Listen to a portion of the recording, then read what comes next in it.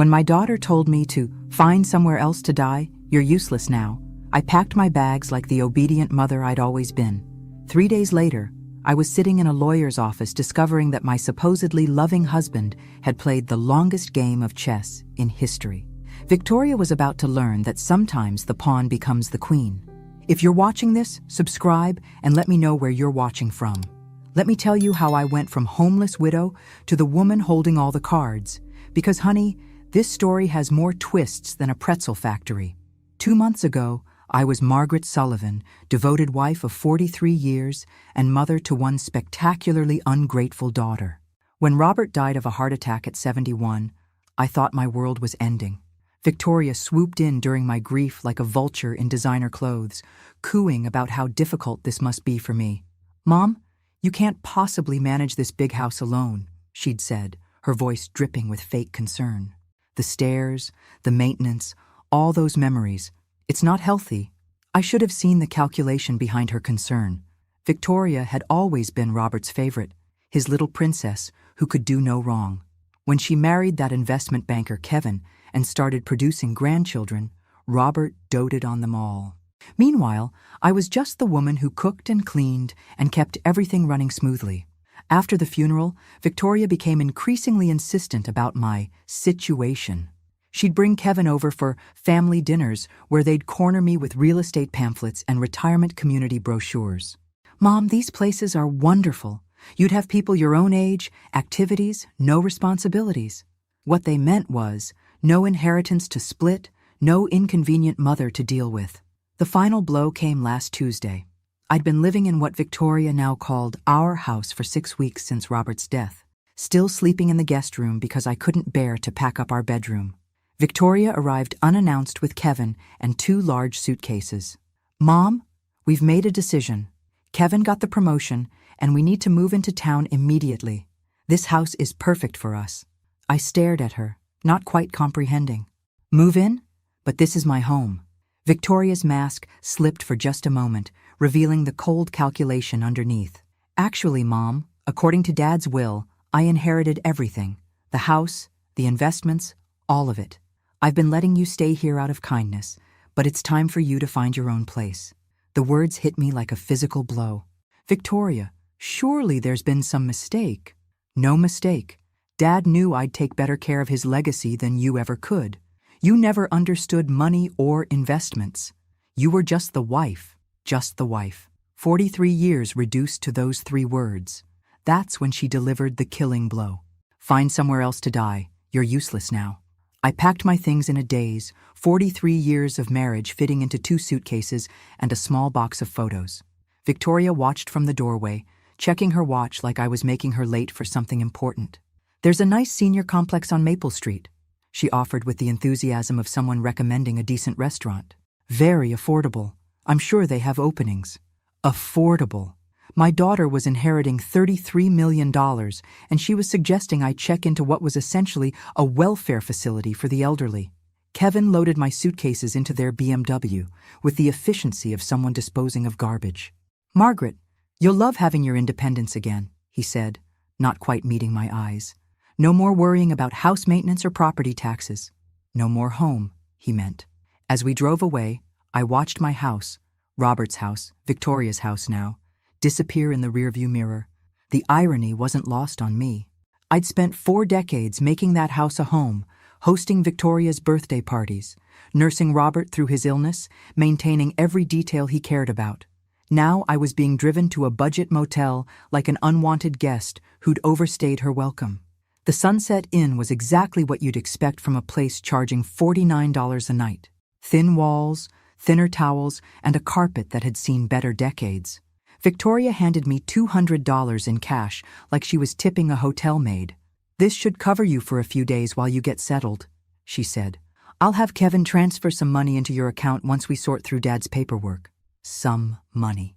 From my own inheritance. After they left, I sat on the sagging mattress and tried to process what had just happened. In the span of 3 hours, I'd gone from grieving widow to homeless senior citizen. The woman I'd raised, loved, and sacrificed for had discarded me like an expired prescription. But as I sat there in that depressing motel room, something began nagging at me. Robert had always been meticulous about his affairs, obsessively organized about important documents. He'd shown me the will years ago, explaining his wishes, making sure I understood everything. And I was absolutely certain that's not what it had said. Robert had been many things. Traditional, sometimes stubborn, occasionally patronizing about money matters. But he wasn't cruel. The man who'd held my hand through my mother's death, who'd surprised me with flowers every anniversary, wouldn't have left me destitute. The next morning, I used the motel's Wi-Fi to search for Robert's attorney, Harrison Fitzgerald, the same lawyer who'd handled our house purchase and various business matters over the years. His office was downtown, a 20-minute bus ride that cost me precious cash but felt necessary. Harrison Fitzgerald was a distinguished man in his 70s with kind eyes behind wire-rimmed glasses. When his secretary announced that Mrs. Sullivan was here about her husband's estate, he looked genuinely surprised. "Margaret, my dear, I was wondering when you'd come in. I tried calling your house several times, but Victoria said you were traveling." Traveling. That's what my daughter had told him. "Mr. Fitzgerald, I need to ask you about Robert's will." He looked puzzled. "Of course. Didn't Victoria provide you with your copy?" I gave her the original and several copies after the reading. My stomach dropped. "There was a reading?" "Margaret, you were supposed to be there. Victoria said you were too distraught, that she'd handle everything and make sure you received your inheritance." The blood drained from my face as the reality hit me. "Mr. Fitzgerald, I was never told about any reading. Victoria told me she inherited everything." Harrison Fitzgerald's expression shifted from confusion to alarm. He reached for a thick file folder, his movements suddenly urgent. "Margaret, that's impossible. Your husband's will is very specific about your inheritance." He pulled out a document I recognized, Robert's neat signature at the bottom, witnessed and notarized. But as Harrison began reading, I realized Victoria had lied about everything.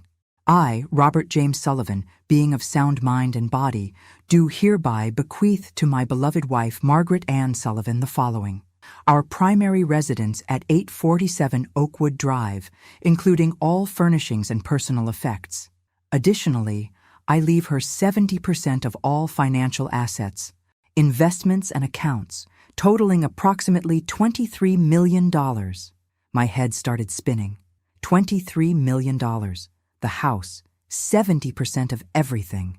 Harrison continued reading, his voice growing more serious. To my daughter Victoria Sullivan Hayes, I leave $10 million, to be held in trust with distributions beginning on her 45th birthday, contingent upon her treatment of her mother following my death, contingent upon her treatment of me. Robert had known. Somehow, he'd known exactly what Victoria would try to do. "Mr. Fitzgerald," I whispered, "Victoria told me I inherited nothing. She moved into my house. She gave me $200 and suggested I find a senior facility." The elderly lawyer's face flushed with anger. "Margaret, what Victoria has done is called elder abuse and fraud. She's committed multiple felonies. But she had legal documents. She showed me papers. Forged, most likely. Or documents from an earlier draft. Your husband updated his will 6 months before his death, specifically because he was concerned about Victoria's attitude toward money and her sense of entitlement." The room was spinning. All those times Victoria had dismissed my opinions, talked over me during family dinners, rolled her eyes when I tried to contribute to conversations about their expensive vacations or Kevin's business deals. Robert had been watching, evaluating, making decisions. "There's more, Margaret. The trust provision for Victoria specifically states that if she fails to treat you with respect and dignity following my death, the entire $10 million reverts to you instead." I stared at him in shock. "Are you saying—" "I'm saying your daughter just cost herself $10 million. Her inheritance is now yours as well. You're not inheriting $23 million, Margaret. You're inheriting $33 million, plus the house and all personal property." The irony was so perfect it was almost funny. Victoria had been so eager to claim her inheritance that she'd triggered the exact clause designed to protect me from her greed. "What do I do now?" I asked, my voice barely steady.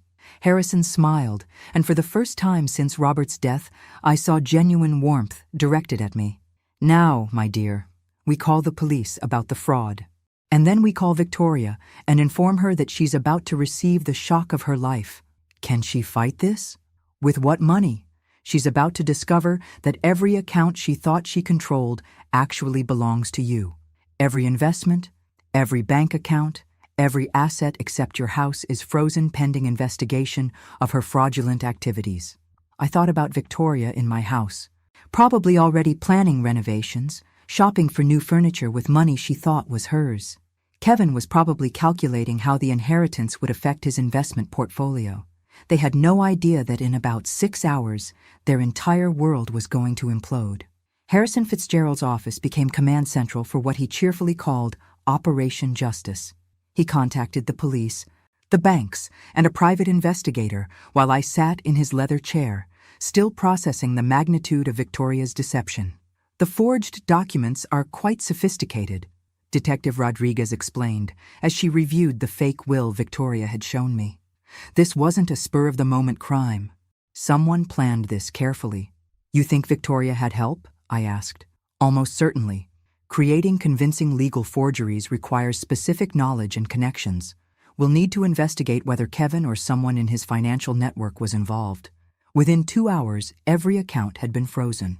Victoria's credit cards, linked to what she thought were her new inheritance accounts, were declined. The house utilities, which she'd already transferred to her name, were suspended pending ownership verification. My phone rang at exactly 3:47 p.m. Victoria's name flashed on the screen. "Mom, where are you?" "There's some kind of mix-up with the bank accounts. They're saying Daddy's assets are frozen." "Hello, Victoria. I'm sitting in Harrison Fitzgerald's office. You remember him? Daddy's attorney, the one who read the real will to an empty room while you told him I was traveling." Silence. Then, "Mom, I don't know what you think you discovered, but I discovered that you're a liar and a thief, sweetheart.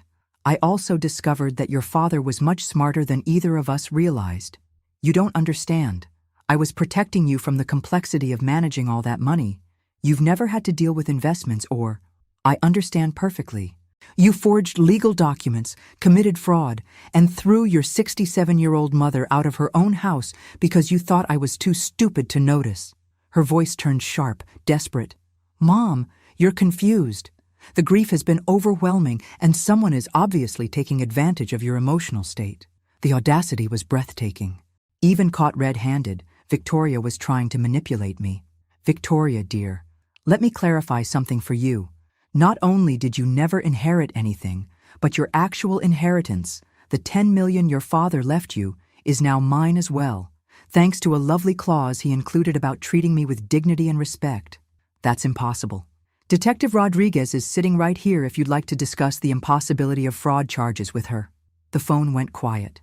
I could almost hear Victoria's mind racing, calculating, searching for an angle. "Mom, please, can we meet somewhere and talk about this reasonably? I'm sure we can work something out." "Oh, we'll definitely be meeting soon. At the courthouse, when you're arraigned. You wouldn't dare press charges against your own daughter." Something cold and final crystallized in my chest. "Watch me." I hung up and looked at Harrison, who was beaming with approval. "How long before she's arrested?" "Detective Rodriguez has enough evidence for a warrant. They'll pick her up this evening." "And Kevin?" "His financial records are being subpoenaed. If he participated in creating those documents, he'll face charges too." My phone buzzed with a text from Victoria. "Mom, please don't do this. Think about the grandchildren." I showed the message to Detective Rodriguez, who smiled grimly. "Emotional manipulation. Classic behavior pattern for this type of crime." I typed back, "I'm thinking about them. They deserve to see what happens when you steal from family." 20 minutes later, Kevin called. "Margaret, surely we can resolve this privately. Victoria made some poor decisions, but involving the police seems excessive." "Kevin, did you help her forge those documents?" That's not..." "Margaret, you have to understand the pressure Victoria was under. She was worried about your mental state, your ability to handle large sums of money." "So that's a yes." "It wasn't malicious. She genuinely believed she was protecting you. By throwing me out of my house and telling me to find somewhere to die?" Kevin was quiet. "Kevin, here's what's going to happen. You're both going to be arrested. You're both going to face federal fraud charges. And I'm going to be sitting in my house, watching it all unfold. Margaret, please, Be reasonable. I was reasonable for 43 years. It didn't work out well for me. The police arrested Victoria at 8:30 p.m. while she was having dinner at Le Bernardin, apparently celebrating her inheritance with Kevin and another couple. According to Detective Rodriguez, she screamed about false arrest and demanded to call her lawyer, who turned out to be Kevin's golf buddy and had no experience with criminal law. Kevin was arrested at his office the next morning. The forensic accountant had traced the forged documents to a printing company Kevin's firm used for creating fraudulent investment prospectuses. Apparently, my son-in-law had quite the criminal resume that Victoria either didn't know about or chose to ignore. I spent my first night back in my house in 43 years, sleeping in the master bedroom. Victoria had already moved her belongings into the space, replacing Robert's careful organization with her chaos of designer clothes and expensive cosmetics. I packed everything into garbage bags and left them on the front porch. Let her collect them when she makes bail. The house felt different now, not because Robert was gone, but because I was finally seeing it as mine. For decades, I'd maintained it as Robert's sanctuary, designed around his preferences, his needs, his vision of how we should live. Now, looking around with clear eyes, I realized how little of me had ever been reflected in these rooms. That was about to change. Harrison called around noon with updates. Victoria's bail is set at $50,000. Since all her accounts are frozen, she'll have to find someone else to cover it. What about Kevin? $200,000. Apparently the judge wasn't impressed with his history of financial crimes. Who knew your son-in-law had been under investigation for securities fraud? I certainly hadn't known. But then again, I'd been excluded from most family financial discussions. Victoria and Kevin had always spoken to me like I was a child when money came up, simplifying concepts they assumed I couldn't understand. They were about to learn how much I'd actually understood. Harrison, I want to make some changes to the house. Victoria had contractors lined up to renovate. I'd like to proceed with some of those plans, but with my own vision. Excellent idea. It's your home now, Margaret. Do whatever makes you happy. What made me happy, I realized, was the idea of undoing every assumption Victoria had made about my inheritance. She planned to gut the kitchen, replace the hardwood floors, and convert Robert's study into a wine cellar. I was going to turn the study into an art studio and the wine cellar plans into a library. My phone rang. Unknown number. Mrs. Sullivan, this is Janet Cooper from Channel 7 News. We understand you're the victim of a significant elder fraud case involving your daughter. Would you be willing to share your story? Word was getting out. In a city this size, the arrest of a prominent investment banker and his wife for defrauding his elderly mother-in-law was news. Ms. Cooper, I appreciate your interest, but I'm not ready to make public statements. I understand this must be difficult, but your story could help other seniors recognize warning signs of family financial abuse. She had a point. How many other women my age were being manipulated by adult children who saw them as inconvenient obstacles to inheritance? If I decided to tell my story, would I have control over how it's presented? Absolutely. We could arrange a sit-down interview where you'd have approval over the final edit.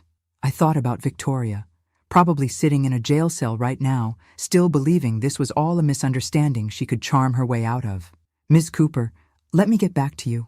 I might have quite a story to tell. After hanging up, I poured myself a glass of the expensive wine Kevin had sent us for Christmas. Wine I was apparently now drinking in my own house, purchased with my own money, while contemplating whether to publicly humiliate my daughter on television. Life had certainly taken an interesting turn. The doorbell rang at 7 a.m. sharp. Through the window, I could see Victoria on my front porch, wearing yesterday's clothes and looking like she'd aged 5 years overnight. She'd made bail somehow. I opened the door, but didn't invite her in. Mom, please, we need to talk. We talked yesterday. You told me to find somewhere to die. I found somewhere to live instead. Victoria's eyes were red-rimmed. Her usual perfect composure completely shattered. I made mistakes. Terrible mistakes, but I'm still your daughter. Are you? Because daughters don't typically forge legal documents to steal their mother's inheritances.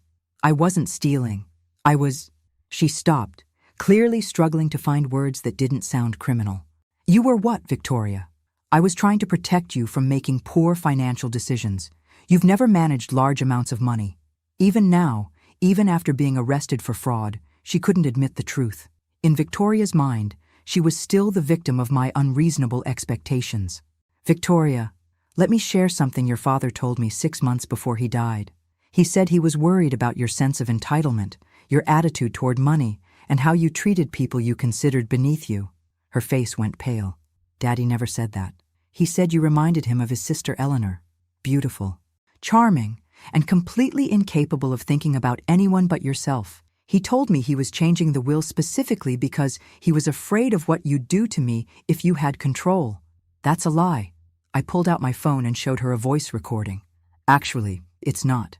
Your father recorded a video message explaining his decision, to be played if you ever contested the will or if you treated me poorly after his death. Victoria stared at the phone like it was a poisonous snake. He knew, sweetheart. He knew exactly who you were underneath all that charm. The only thing he didn't predict was how far you'd actually go. Play it, she whispered. I touched the screen, and Robert's voice filled the morning air. Clear, measured, and absolutely devastating. If you're hearing this, Victoria, it means my fears about your character were justified. I hoped I was wrong. I hoped that my daughter had more integrity than I suspected. But if Margaret is playing this recording, it means you've proven me right in the worst possible way. Victoria sank onto the porch steps as Robert's voice continued. I spent 43 years watching your mother sacrifice her dreams, her ambitions, her independence to take care of our family. She worked part-time jobs to help pay for your college while I built my business. She postponed her education, gave up career opportunities, and poured herself into being the wife and mother she thought we needed. The recording continued for 3 more minutes, each word carefully chosen, each sentence a scalpel cutting through Victoria's justifications and self-deceptions. By the time you hear this, you'll have discovered that treating your mother poorly has cost you everything. I hope it was worth it. When it ended, Victoria was crying. Not the pretty tears she'd used to manipulate people since childhood, but ugly, broken sobs. He hated me, she whispered. No, Victoria. He loved you enough to hope you'd prove him wrong. You chose to prove him right instead. She looked up at me, mascara streaking her cheeks. What happens now? Now you face the consequences of your choices. The fraud charges, the investigation, the public humiliation when this story hits the news. The news? Channel 7 wants to interview me about elder financial abuse. I'm thinking of saying yes. Victoria's face crumpled completely. Mom, please, think about what this will do to the grandchildren, to Kevin's career, to our whole family. I am thinking about it. I'm thinking about how you didn't consider any of those things when you decided to commit multiple felonies. She stood up slowly, looking older and more defeated than I'd ever seen her. I know you won't believe this, but I never meant for it to go this far. I wanted the money. I wanted the security, the status. I wanted to never have to worry about anything again. For the first time since this nightmare began, Victoria was telling the truth. I believe you, sweetheart, but wanting something doesn't justify destroying people to get it. She nodded, tears still flowing. What can I do to fix this? You can start by admitting what you did was wrong. Not misguided, not protective, not complicated. Wrong. It was wrong. It was completely, unforgivably wrong. And then you can face whatever consequences come next with some dignity, instead of trying to manipulate your way out of them. Victoria looked at me for a long moment, seeing perhaps for the first time not the pushover mother she'd always known, but the woman who'd just outmaneuvered her completely. I deserved this, didn't I? Yes, Victoria, you absolutely did. 3 days after Victoria's porch confession, Kevin's mother showed up at my door. Eleanor Hayes was everything I'd expected. Perfectly coiffed, dripping with jewelry, and radiating the kind of entitlement that only comes from 3 generations of inherited wealth. Margaret, we need to discuss this situation rationally. I invited her in, curious to see what version of reality the Hayes family had constructed to explain their son's felony charges.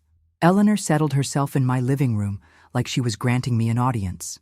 Kevin made some poor choices, obviously, but prosecuting him seems rather vindictive, don't you think? Vindictive? Your son helped steal my inheritance and threw me out of my own house. Kevin was following Victoria's lead. He didn't understand the full situation.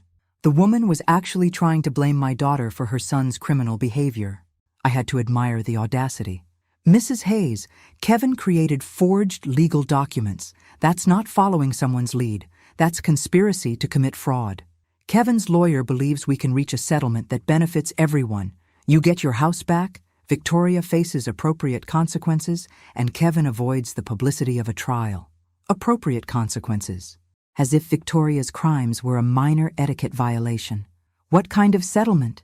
Eleanor smiled, clearly believing she'd found an opening. Kevin's family is prepared to compensate you for your inconvenience. Let's say $2 million in exchange for dropping the charges against Kevin. $2 million. To forgive the man who'd helped steal $33 million from me. Mrs. Hayes, your son participated in a scheme that cost me everything I owned. You think $2 million covers that? Margaret, be realistic. Kevin has a career, children, a reputation to maintain. Sending him to prison serves no one. It serves justice. Eleanor's polished facade cracked slightly. Justice? You're destroying multiple families over money you'd never have known how to manage anyway. There it was. The same condescending attitude that had poisoned my relationship with Victoria. In their world, I was just the help who'd gotten uppity. Mrs. Hayes, I think we're done here. Margaret, please reconsider. $5 million. Final offer. $5 million to let Kevin walk free. The amount was staggering, but the principle was non-negotiable. My answer is no. Eleanor stood, her composure completely restored. Very well, but you should know that Kevin's legal team has found some interesting information about your husband's business practices. It would be unfortunate if that became public during the trial. The threat was clear, but I felt no fear. Only curiosity. What kind of information? The kind that might make you reconsider who the real criminal in this situation was. After she left, I called Harrison immediately. Margaret, whatever they think they've found, it doesn't change the facts of Victoria and Kevin's crimes. But could it affect the case? Potentially. If they can muddy the waters enough, create doubt about Robert's character or business practices, it might influence a jury.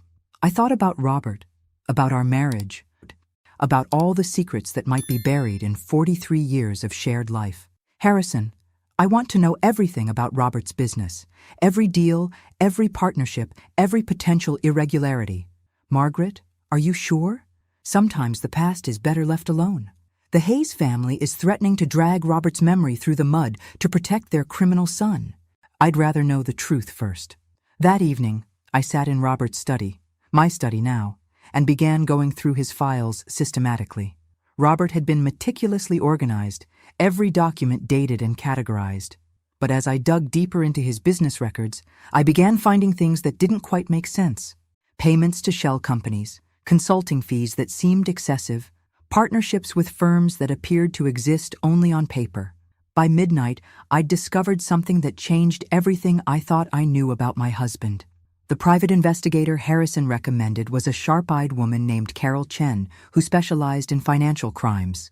She spent 6 hours in Robert's study, photographing documents and building what she called the real picture of my husband's business empire.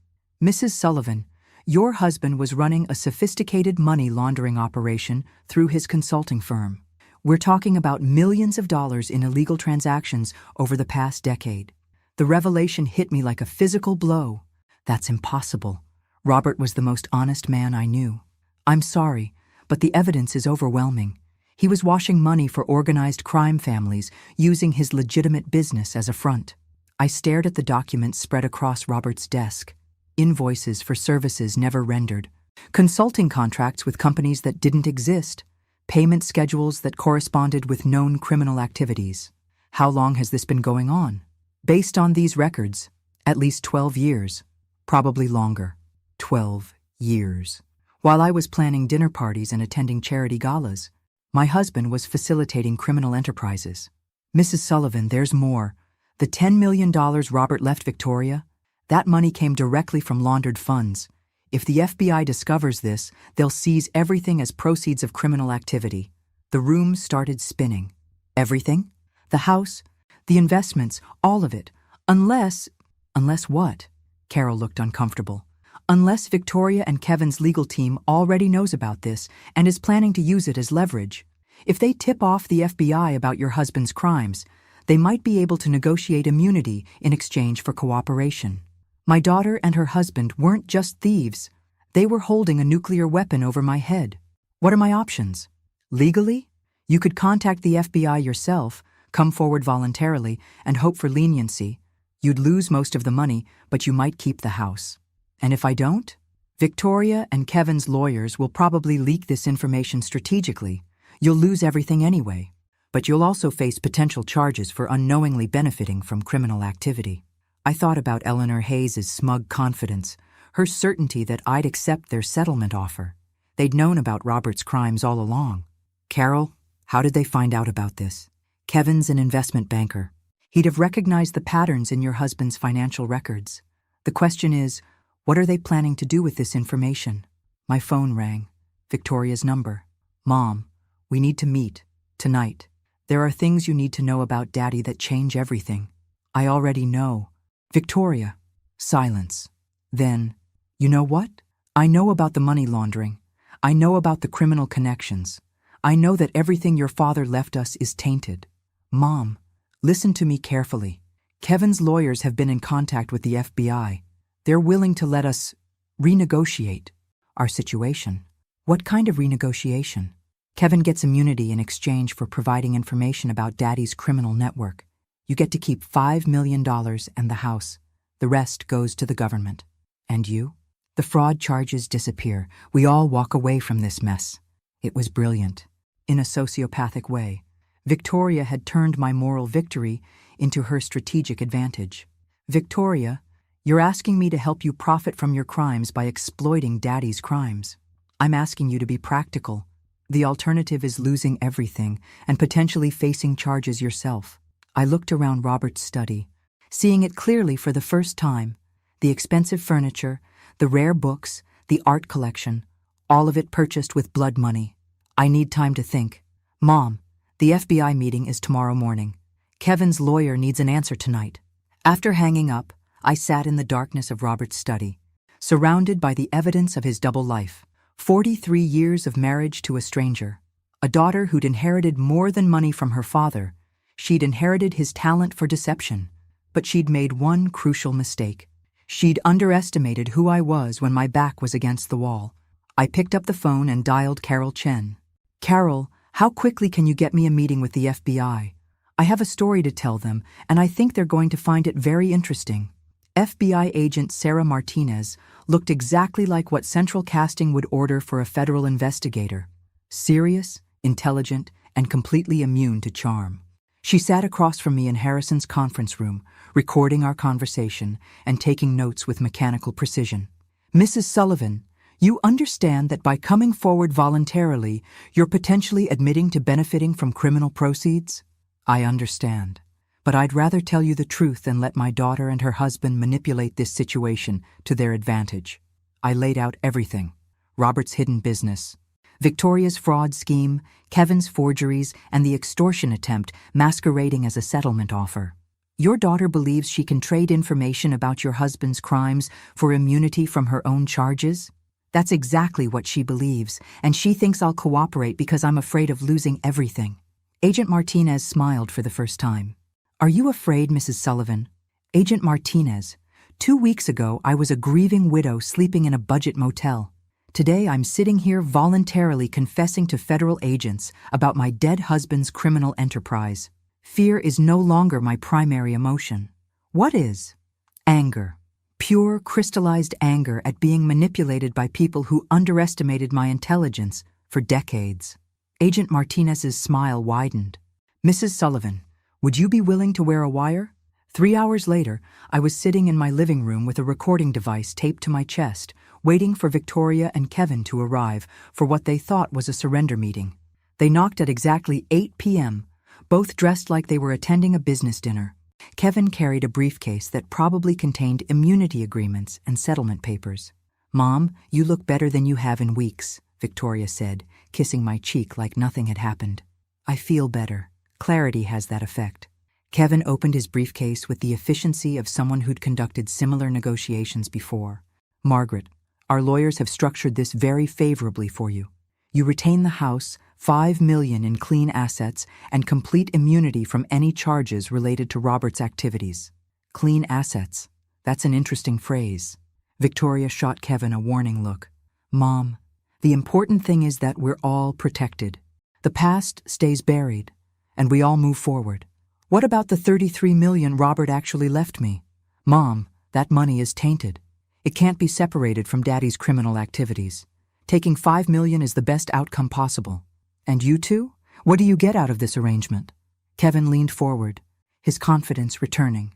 We get to put this unfortunate misunderstanding behind us. Victoria's charges disappear. My reputation remains intact, and our family can heal. Misunderstanding. He was still calling felony fraud a misunderstanding. Kevin, help me understand something. When exactly did you discover Robert's criminal activities? What do you mean? Did you know about the money laundering when you married Victoria? Or did you discover it recently when you were planning to steal my inheritance? Kevin and Victoria exchanged glances. Margaret, I don't think that's relevant to our current discussion. Actually, I think it's very relevant. Because if you knew about Robert's crimes and said nothing, that makes you an accessory after the fact. And if you only discovered them while committing your own crimes, that makes you remarkably unlucky. Victoria's composure was starting to crack. Mom, what are you getting at? I'm getting at the fact that you two have been planning this for months, possibly years. The forged will, the money laundering discovery, even Kevin's connections to document forgers, none of this was spontaneous. That's ridiculous. Is it? Agent Martinez finds it quite plausible. The color drained from both their faces.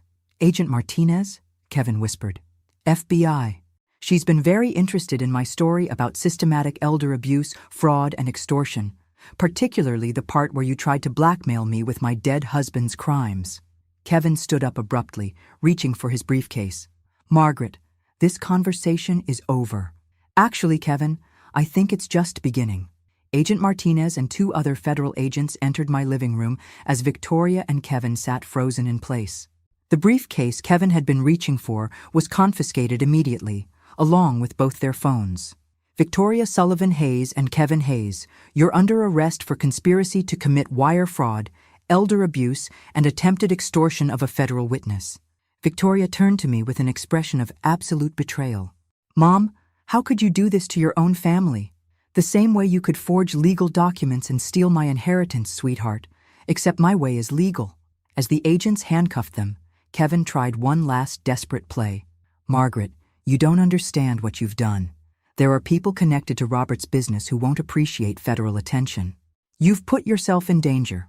Agent Martinez paused in reading them their rights. Mr. Hayes, are you threatening a federal witness? I'm warning her about the reality of her situation. The reality, Agent Martinez said, is that you just added witness intimidation to your charges. After they were removed, Agent Martinez sat back down across from me. Mrs. Sullivan, Kevin's warning might not be entirely empty. Your husband was connected to some dangerous people. How dangerous? The Torino crime family, primarily. They've been using legitimate businesses to launder money for decades. Your husband's consulting firm was one of their most successful operations. The name meant nothing to me, but the agent's expression told me everything I needed to know. Are you saying I'm in actual physical danger? Potentially, but there's something else you should know about your husband's operation. Something that changes everything. Agent Martinez pulled out a thick file folder, the kind that suggested months of investigation. Mrs. Sullivan, your husband wasn't just laundering money for the Torino family. He was an FBI informant. For 12 years, he was providing information about their operations while appearing to facilitate their money laundering. The world tilted sideways. Robert was working for the FBI? Deep cover. Long-term investigation. The operation was so sensitive that even local FBI offices weren't informed. Your husband was helping us build cases against multiple crime families. But the money was real. The FBI allowed him to keep a percentage of the laundered funds as payment for his cooperation and to maintain his cover. Everything he left you was earned through legitimate federal cooperation. I stared at her, trying to process this revelation. So the $33 million is legally yours. Your husband died before the investigation concluded, but his cooperation over 12 years directly led to 47 arrests and the seizure of over $200 million in criminal assets. Why didn't anyone tell me? Because the investigation was ongoing. And because we weren't certain about your involvement or knowledge. Your daughter and son-in-law's fraud scheme actually helped us confirm your innocence. Victoria and Kevin didn't know any of this. They suspected criminal activity, but they had no idea about the federal cooperation. They were planning to blackmail you with information that would have actually exonerated your husband. The irony was so perfect, it was almost poetic. Victoria had tried to steal my inheritance twice, once through fraud and once through blackmail based on incomplete information. Agent Martinez, what happens now? Now? You get your money back, your daughter and son-in-law face federal charges, and you get to decide what kind of life you want to build with your legitimate inheritance. And the danger Kevin mentioned? The Torino family will be too busy dealing with their own legal problems to worry about you. We're executing search warrants across 3 states tomorrow morning. I looked around my living room, seeing it again as the site of my resurrection rather than my humiliation. Agent Martinez, can I ask you something? Of course. In your professional opinion, am I a terrible person for feeling satisfaction about Victoria's arrest? Agent Martinez smiled. Mrs. Sullivan, in my professional opinion, you're a woman who refused to be victimized. That's not terrible. That's inspiring. 6 months later, I stood in the kitchen of my renovated house, making coffee for 2. The morning sun streamed through new windows that actually opened properly, illuminating countertops I'd chosen myself for the first time in 43 years. Good morning, Margaret. Dr. Sarah Chen, Carol's sister and my new financial advisor, appeared in the doorway, carrying a thick folder of investment reports. Good morning, Sarah. Ready for our quarterly review? The past 6 months had been a whirlwind of legal proceedings, media interviews, and personal transformation. Victoria and Kevin were each serving 18-month federal sentences. The news coverage of their crimes had made me something of a celebrity in senior advocacy circles. Your portfolio is performing excellently, Sarah said, settling at my new breakfast table. The charitable foundation is fully operational, and the scholarship fund has already selected its first recipients. The Margaret Sullivan Foundation for Elder Protection had become my primary focus. Using $15 million of my inheritance, we were funding legal aid for seniors facing family financial abuse and supporting legislative changes to strengthen elder protection laws. Any word on the documentary? Netflix confirmed the production deal. They want to start filming next month. My story had captured media attention far beyond the initial news coverage. The Mother's Revenge, an American crime story, was being developed as a limited series, with the proceeds going to elder advocacy organizations. And Victoria? Sarah's expression grew careful. She's written again. Her lawyer says she wants to apologize and ask for forgiveness. Victoria had written me 17 letters from federal prison. I'd read the first few, which ranged from self-justifying to desperate, before deciding to stop opening them. Some relationships, once broken, can't be repaired with words. Sarah, has my stance on that changed?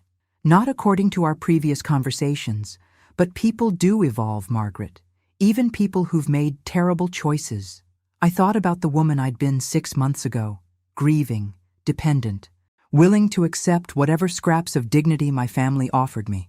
That woman might have felt obligated to forgive Victoria, to rebuild a relationship based on guilt and tradition.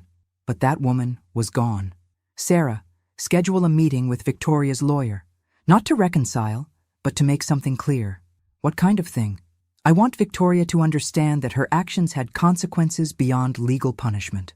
I want her to know that she destroyed our relationship permanently, and that her children will grow up knowing why their mother went to prison. That seems harsh. Good. It's supposed to be harsh. Victoria made adult choices that hurt people she was supposed to love. She doesn't get to escape the emotional consequences just because she's written some prison letters. Sarah made notes in her leather portfolio. And the grandchildren? Victoria's requested supervised visits with them. My relationship with Victoria's children will be based on their choices when they're adults, not their mother's rehabilitation efforts. The doorbell rang. Through the window, I could see a delivery truck with a large package. Must be the new furniture for the studio, I told Sarah. The art studio had been my favorite renovation project. Robert's former den was now a bright, airy space where I was rediscovering my love of painting, something I'd abandoned when I got married and assumed the role of supporting wife and mother. Margaret, can I ask you something personal? Of course. Do you ever regret how this all played out? The prison sentences, the media attention, the permanent family estrangement? I considered the question while signing for my delivery. 6 months ago, I'd been invisible, a widow with no money, no home, and no prospects. Today, I was a millionaire philanthropist with a foundation, a documentary deal, and a purpose that extended far beyond my own survival. Sarah, my daughter, tried to steal everything I owned and leave me homeless. My son-in-law created forged documents and threatened me with blackmail. They showed me exactly who they were when they thought I was powerless to stop them. But they're still family. No, they're still DNA. Family are the people who protect you when you're vulnerable, not the people who exploit your vulnerability for profit. Sarah closed her portfolio, satisfied with my response. Besides, I added, look what I became when I stopped allowing them to define my worth. After Sarah left, I walked through my house, really my house now, decorated according to my taste, organized around my priorities. In the art studio, I uncovered my latest painting, a self-portrait of a woman standing in bright sunlight, her face turned toward the future. The woman in the painting looked nothing like the grieving widow who'd packed her life into 2 suitcases 6 months ago. This woman looked powerful, independent, unafraid. She looked like someone who'd learned that the best revenge isn't getting even. It's becoming everything your enemies never thought you could be. Outside, the sun was setting behind trees I'd planted myself in soil that belonged to me, on property I'd defended through intelligence and courage, rather than inherited through marriage or birth. Tomorrow, I'd continue building the life I'd chosen, rather than the life others had planned for me. And if Victoria wanted to rebuild a relationship with this woman, she'd better bring a lot more than prison letters and hollow apologies. She'd better bring a complete transformation, one that matched my own. Thanks for listening. Don't forget to subscribe and feel free to share your story in the comments. Your voice matters.